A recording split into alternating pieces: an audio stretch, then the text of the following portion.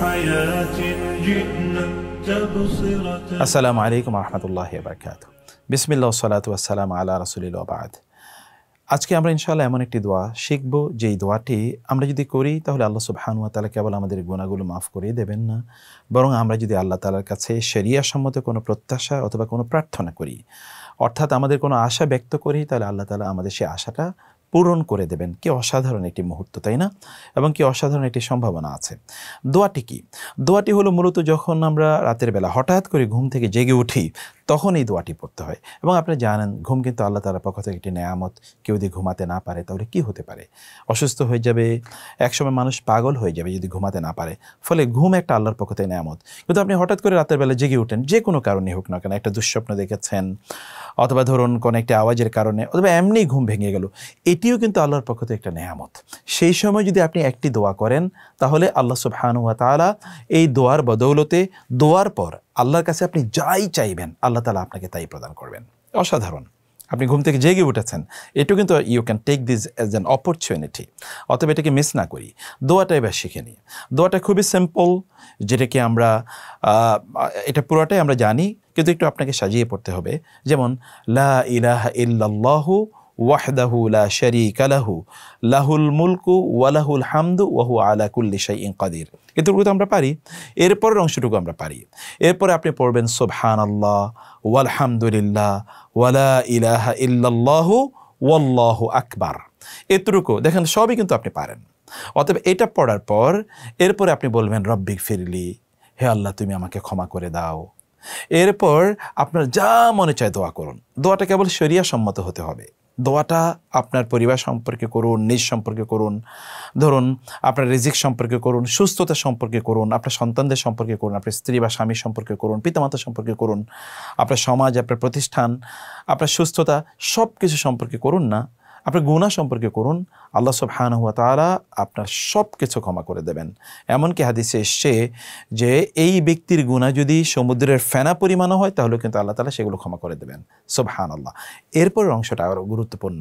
কেউ যদি তারপর আল্লাহ তাআলার উদ্দেশ্যে তিনি ওযু করেন এবং নামাজে দাঁড়িয়ে নামাজ আদায় করেন, তাহলে তার নামাজটা কবুল হয়ে যাবে। গ্যারান্টিড। আপনি দেখেন, অন্য নামাজ কবুল হবে কি হবে না আমরা জানি না, কিন্তু এই নামাজটা আল্লাহ তাআলা কবুল করে নেবেন। আর যদি একটা নামাজ কবুল হয়, এই উসিলাও কিন্তু আল্লাহ তাআলা ক্ষমা করে দিতে পারেন। তাহলে আমরা এই দোয়াটি ইনশাআল্লাহ শিখব। দোয়াটি হলো লা ইলাহা ইল্লাল্লাহু ওয়াহদাহু লা শারীকা লাহু। আল্লাহ ছাড়া কোনো ইলাহ নাই, তিনি একক এবং তার সাথে কোনো শরীক নাই। লাহুল মুলকু ওয়া লাহুল হামদু, তার জন্যে রাজত্ব এবং তার মালিকানাধীনই সকল প্রশংসা। ওয়া হুয়া আলা কুল্লি শাইইন কাদির, আর তিনি সব কিছুর উপর মহাশক্তিধর।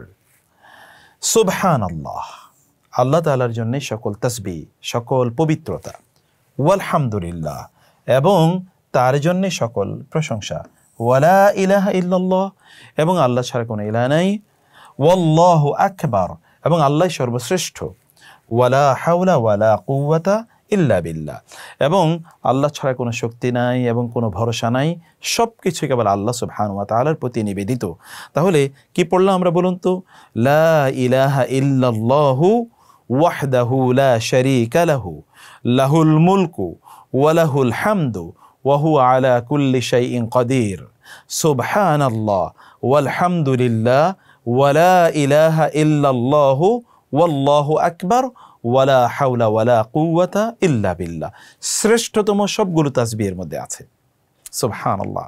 তাহলে চলুন এখন থেকে ঘুম থেকে যখনই জেগে উঠি তখনই আমরা এই তাসবিহটি আল্লাহ তাআলার কাছে করি, তাসবিহটি পড়ি এবং তারপর আমাদের দোয়াগুলো আমরা বলতে থাকি।